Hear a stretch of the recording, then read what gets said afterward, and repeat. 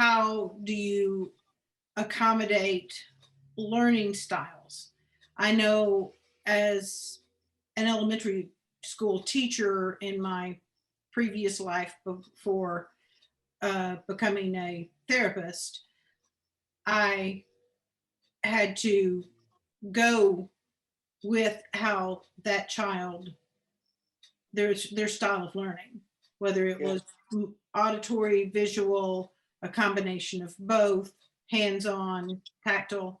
Um, how do you, and you've actually mentioned that in some of the talks that we have had regarding, there was a statement that you made when I was talking about the step 4 exercises, and you mentioned that some people will immediately get that and know exactly how to start with writing out the answers to questions, where some people wouldn't have a clue as to where to start. So Yeah. how do you accommodate learning styles, and how do different learning styles, are you having to look at that when you're doing EMDR? Yeah, because it's not going to work for everybody, right? Like eye movements might be hard for some individuals. Okay. So we might use tactile. They get these buzzers that buzz back and forth in their hands. That's one thing. Maybe they don't like tactile, so we use just the eyes. Maybe we use both. We can use sound. There's specific ways to use EMDR with sound back and forth using headphones. What type of sound do you use? It's mostly just a beeping sound. Okay. Or a tap. Okay. A metronome. We used to use binaural. Yeah, or your clock. Or the clock. Okay. Yeah, just a little faster. Like that sound the clock makes, I can use that sound. So it sounds very hypnotic. Yeah, well, and also instead of if clients struggle to come up with an image that we're working on, a lot of times we draw it. And so I just give them pen and paper or colored pencils, or and they can work through a drawing. A lot of kids, we use drawings for kids. Drawings for kids. Yeah, and I'll say, when you go back to the original target, what do you notice now? And they'll pick up the paper and they start drawing.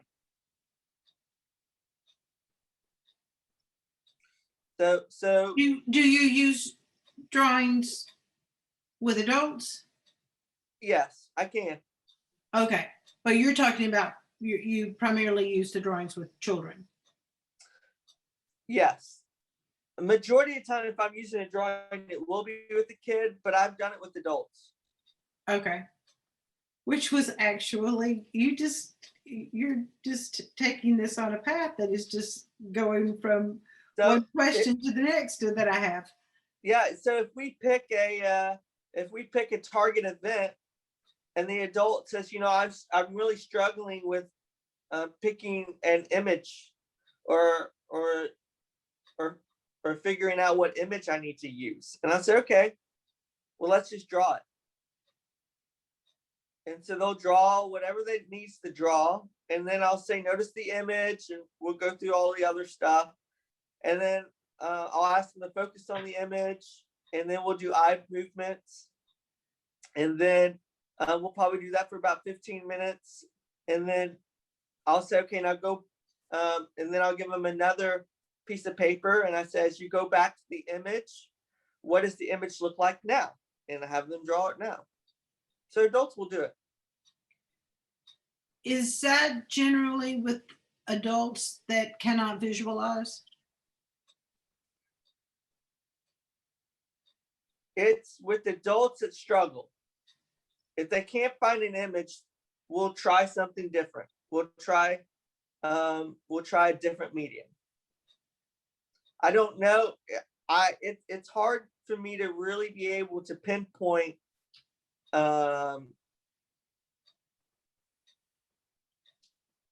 because here's the deal, Carla, sometimes there's a blocking belief that's in the way for somebody to be able to visualize.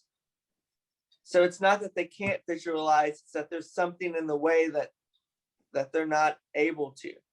There's a, I'll give you an example. I get a lot of adults that will come in and they'll say, you know, I can't remember anything that happened to me at an early age or something.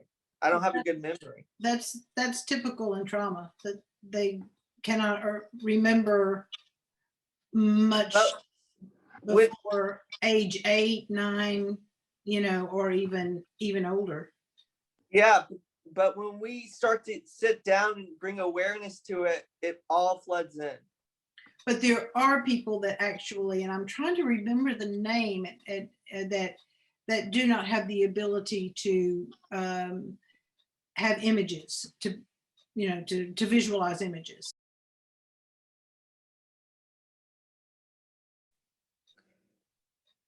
And I don't know if you have run across. I have, if I encounter it and they struggle to come up with an image, then we can go to paper. And I haven't encountered an issue there yet. Okay.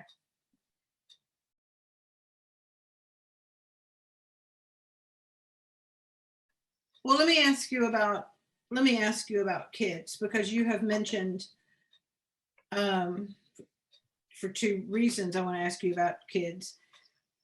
I am struggling, and of course you know that I have worked with children. I began working with children. I've actually worked with children since the age of 14, from camp to teaching to primarily children after I became a therapist. But, and you were talking about beginning to, that you would really like to start working more with children. And I'm having an incredibly difficult time right now finding therapists who work with children. What's the deal here? Why are therapists not going into child therapeutic work?